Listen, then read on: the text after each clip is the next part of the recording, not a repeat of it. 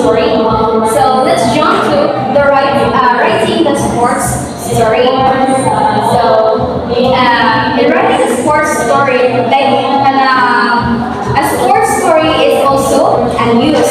That's why it must have a part of the news, namely the sports lead in the body. And so let's talk about first the sports lead. So the sports lead must be attention getter. Why? Okay, Mr. Ernesto? Okay, very good. Because a strong lead in sports writing is the attention getter of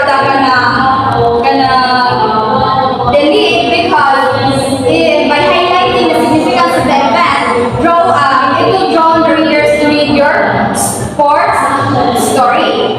So another thing is the lead must display a news in a nutshell, because it serves as a quick snapshot of the readers to grasp the essence of your news story, to read your story at a first glance. So dapat catchy ang imuhang lead, kaya inigmambuhan ka o lead. Dapat tanapan na sa imong readers sa imong story, maintriga na sila mo basa. And also in writing the lead, na-achieve na the basic 5 W's and 1 H. So what are those basic 5 W's and 1 H class? Alright, Mr. Yugon? Okay, very good. So the 5 classic 5 W's and 1 H are those who won, how did they win, against whom, by what score, where, and when. Alright, so I have here an example. The Torres High School board in basket for us Philippines and Tasmanians 65-63 at the Orange Home Ground yesterday afternoon. So let's identify first the design of the home. So ang tawag is the Torres High School. Dun sa kanila the important basket in the last 3 minutes. In the last 3 minutes, nakashot sila o kanako. Then, against whom? Isa may nag-ipete, Taga-Tasmanians. So, ang score is 65-63 sa Asaman, sa opponent's home ground, and when? Yesterday afternoon. Alright, so we're done with the lead. So another thing na atong other elements in writing sports lead, aside from 5 W's and 1 H, there are three ways in writing the sports lead. So like any ordinary news, writing a summary lead is in sports news should be based on angling. So meaning sports writer should look up the best angle of the game and to play up in the league so that the reader will be drawn to read your sports article. Alright, let's talk about first way in writing the sports lead. So the K play. So the K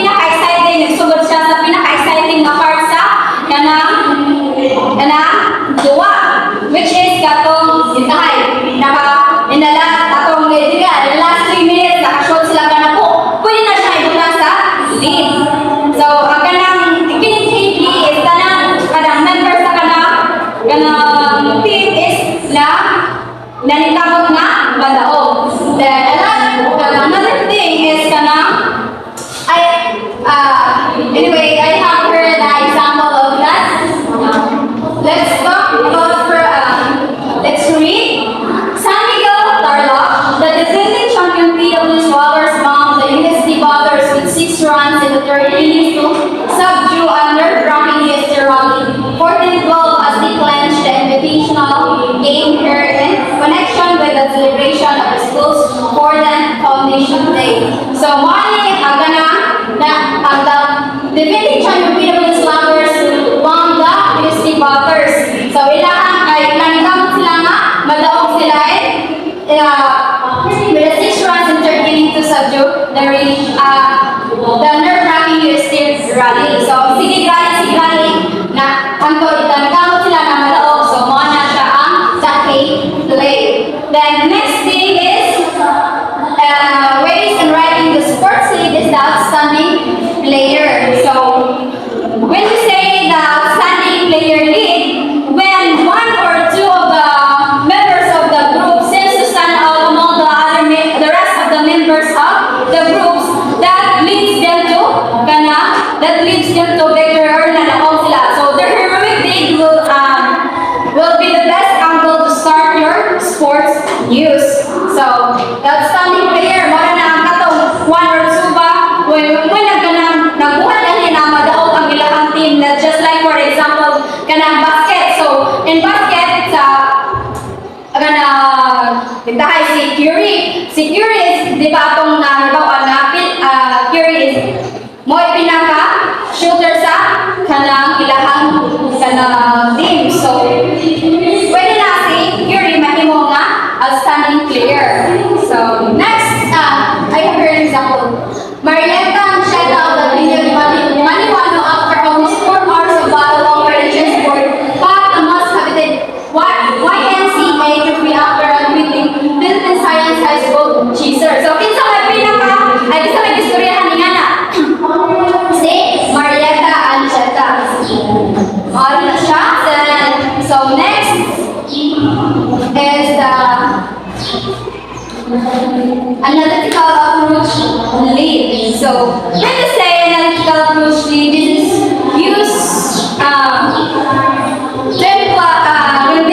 this is used when they employ a very spectacular strategy or action that leads them to victory. Like, kung sa ilang mga ihimo sa certain team na mudaw sila, kung sa ilang what advantage that has over the loser, kung sa ilang mga advantages na ihimo, mo na siya ang forma sa analytical approach lead. So, like, for example, you're writing high, sizzling spice, and tricky pleasing. The Spitfire and North colleges lasted the Trineo Blue Eagles in the crucial third set between 15-10, 11-15, 5-7 in all the prestigious athletics meet at the Sacred Heart School in Cebu, Monday evening. So, unsay nagibuhat? Di ba ang analytical ilang mga strategies na gihimo aron lang madaw sila. So, unsay nagikuan sa Trineo the Eagles para madaw sila. So, kini tricky placing sa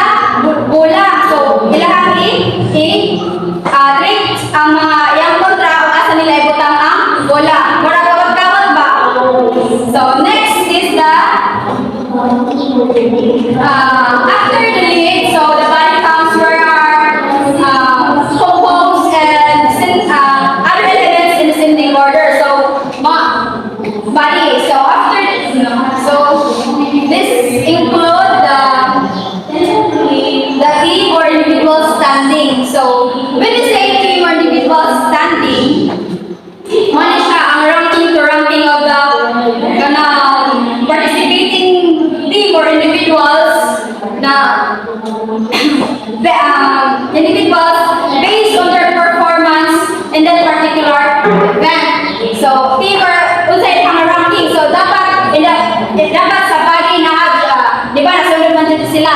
So, ang ginahan mo isuwat is katong ilang ranking. Kung sa ilang ranking, then based sa ilang performance na ipakita. So, another thing is the decisive plays. The most crucial part of the game. So, mo niya ang decisive plays. So, di ba kung ka sa ranking to ranking of the team or individual. So, ikaw na po isunod ang decisive plays. This is the most crucial part of the game that give a team a winning margin. So, this mo na niya ang part sa game na sigurado na sila na sila may that part sa kanang team is sige sila pang score. That's why na ensure na Wala siya decisive play. So, imo na siya butag sunod sa team or individual standing. The next is the best score for today. So, the score is usually kana makita niyo siya sa headline or lead. So, the writer must not neglected to write the top scorer of the day. Dapat nga i-include dyan siya nino kay sa na lang, mangutanagan ako sa pilay ka ng biya. So, dapat na-add na siya. Dapat kompleto. Dito dyan ang mawagtan ng score. Nada sa headline or sa lead. The next is the play-by-play account. When you say play-by-play account, describe the progress of the game or event in a detail. Like for example, ang basket, di ba? Swat din mo sa progress. Di ba, ang basket is quarter by quarter. So, quarter by quarter po ka mag-swat sa kung saan nakitabuhin nga nga duwa. Then, when we talk about the volleyball, di ba ang volleyball is set by set or kana frame by frame. So, dapat set by set kung ka nag-tell sa imong, nag-tell sa imong when you are riding in the body. Then, sa baseball o softball, di ba, ining na. So, ining dapat ingana po nag-swatch ka in every detail. So, the next is the quotation. This is the sentiment of the hero or coach recorded for prosperity. Now, mo na yung mga kanang gitahe, kuman sa kanang duwa. Dala mo dyan ay kanang interview no. So, interviewin mo ang kanang gitahe, ang MVP or ang coach. So, pwede na yan, ilang itong student, pwede mo ibuta sa quotation. Mo na siya ang quotation. So, next is the suggested pointers. So, there are the guidelines to help navigate a task effectively. So the key considerations or considerations that to keep in mind in writing a sports story is the score or the outcome. So, dapat na i-include nimo ay magsuot ka na o ganang lead ay or ganang sports news, dapat na dyan ang score or outcome inside na tao, what is the result sa game mo na dapat after na nimo inside tao or inside kanang pilde o inside resulta. So, next thing is the significance of the outcome. So, inside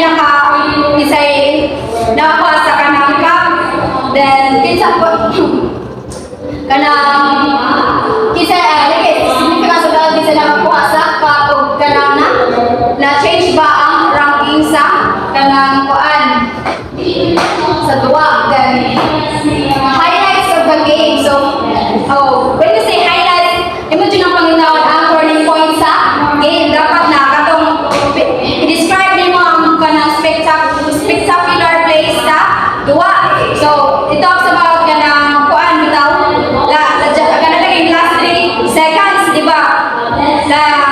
In last 3 seconds naka-shot sila o kanang pintahay ka maduha. So, eto na nimo pinakanindon nga kanang kuan sa duwa. Then next is